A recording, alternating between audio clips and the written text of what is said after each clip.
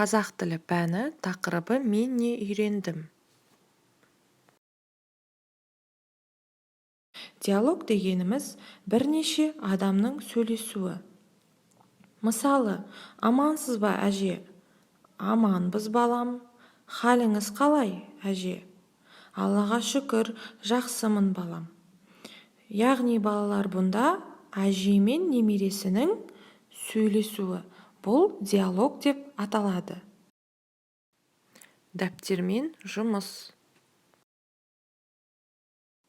Дәптерді ашып, бүгінгі күнді жаз. Қазанның бірі үй жұмысы. Мен не үйрендім? 4-ші жаттығу 38-ші бет. Суретке қарап, диалог құрастырып жаз.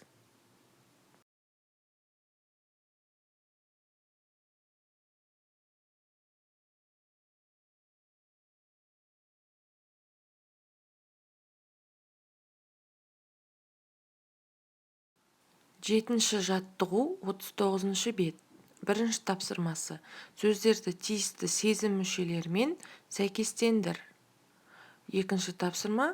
Суреттегі сезім мүшелерінің біреуін алып, сөйлем құрастырып жаз.